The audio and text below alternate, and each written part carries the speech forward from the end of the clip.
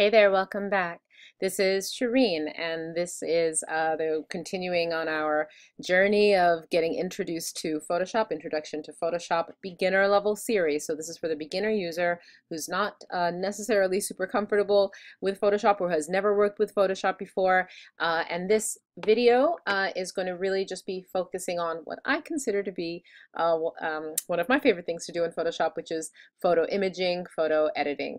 There's a lot to be said. We can be working under our image pull down menu. There's lots of options available to us through our layers, not to mention our filters. But this video is going to focus on this grouping of tools right here. So spot healing, patch, content aware. Red eye tool functions, to be very honest, in the same way probably that your phone does. So we're really kind of just clicking on those eyes and getting rid of that red eye. So the rest of the tools, though, I just want to mention the reason I'm kind of taking this grouping on its own is because they function in a particular way. They're benefiting from a functionality in Photoshop called Content Aware. And so it's making its best guess. We're going to be doing photo imaging, working with Photoshop's ability to be aware of the surrounding pixels, the surrounding information around the area that I'm editing. So to best demonstrate that, let's get started. Our very first tool in that grouping is called spot healing. And this one really is sort of saying, you know what, Photoshop, it's up to you. Take your best guess and, you know, create, heal sort of this little area based on the information around where I'm clicking. And so you see, this is an image, obviously, of some really beautiful blue water. Wishing I was there right now, but for while we're here, let's make the most of it. Let's get rid of what I consider to be sort of these little, I think it was like the sun kind of hitting, you know, sparkling on the edges, but they look sort of like spots to me. So I want to get rid of them. So our spot healing tool just means I'm seeding all of the decisions to Photoshop. Photoshop, take your best guess. I'm going to click here, and as you can see, it pretty flawlessly integrated, and just click there. It took into consideration the blue around it, and it's doing a really nice job. All right, so we can really just kind of either click and drag, and very quickly and easily, even something larger like this, I think we can agree that it's did a fairly decent job. So that's our spot healing, right? So just it's a click and letting Photoshop kind of decide based on the information around the area you're trying to heal, quote unquote. But let's say, for example, we wanted to get rid of this boat here. If I do a big content aware, it's taking into consideration all the pixels around. Check it out. It's going to take into consideration some pixels that we don't necessarily want. Aha. So it took a look and it saw that there's all these pixels, the beach, the chalets. So that's not going to work in this instance. Let's see if we can get a healing brush. What a healing brush is going to say is it's going to actually say, well, I still want you to have that content awareness, but you're going to, with your mouse, wherever it happens to land, you're going to hold down Option or on a Mac or Alt on a PC, and you're going to feed it the information that it needs to make its decisions. So I'm going to go ahead and just see, even that one, I'm going to do a Command D on that one, a Command Z rather, and I'm going to feed it some new information and say pull from here. Okay, and I'm actually going to work with a bigger brush. So I'm using the bracket keys on my keyboard, or I could also come up here to the control panel, the options panel, and select the size of the brush. I can also select my brush to be a little bit less hard edged. All right, and now I'm doing a little bit better job. So now it's kind of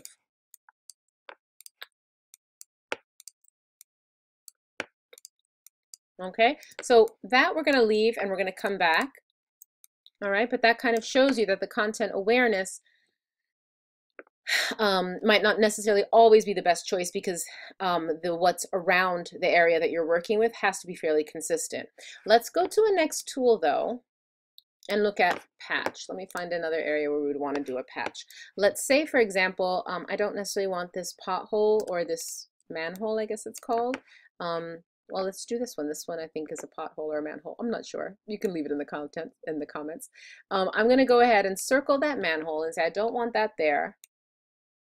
So I'm going to move that selection to another area, and that whole section I'm going to say pull instead from here And then when I deselect, I think you'll see it's kind of magic. So basically, my patch tool works by creating a patch, and you're designating from where to pull the information to create that editing, to create that healing. So once again, let me do that. You'll see I can even do it with this one right here. So let me go ahead and with my patch tool set to source, I'm going to go ahead and say pull from here instead. Okay, and it's a pretty fair job. Not 100% exact, but to be really honest, I mean, for what it did, it's kind of pretty amazing. And if I hadn't said anything, it's really, I think, hardly noticeable. So one last time. And you can be a little bit more careful and try to really line it up like that.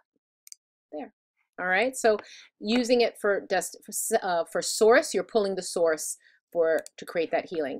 Destination, if you want more manholes, let's keep going on this theme. I want another one of these right here, and it's going to help it to integrate into its surroundings. So when I do Command D or deselect, I think you'll agree that's pretty seamless, and you wouldn't necessarily have known, you know, that I created that additional pothole. All right, so let's see if we can do another. All right, so that is patch tool set to source to pull information to heal, destination to make a copy and help it with its content aware functionality to integrate into its new surrounding. All right, so content aware, let me make sure it's big enough. Nothing else to be said other than it helps you to move different areas of your image and pretty much just drag them over to a new area. And again, it helps them to integrate into their new surroundings. You can transform by clicking on the handle to make sure that it's not too much, not too little. You could rotate it if you needed to. And you could also, under Edit, transform and flip it, maybe flip it horizontally, right? So that's not going to work. So I'm going to do flip. I'm going to undo that, right? And I can rotate it back. But just to show you that it's something that you can still manipulate. And once you hit return to accept, I mean, Command D, that's not too shabby. You can see a little bit that it wasn't exactly the same sand, but then you can go over to your spot healing tool, and again, bracket keys, which are next to your P key, you can kind of do a little bit more. Those are the main tools that we wanted to look at here. I'm going to do the stamp tool in its own video because it sort of deserves its own video, but that right now, my friends, is how to get started having some well, I think it's fun, but it's actually sort of all you need to know to get started with your photo editing. So sometimes there's elements of photos you really want to use them, but they're not 100% perfect.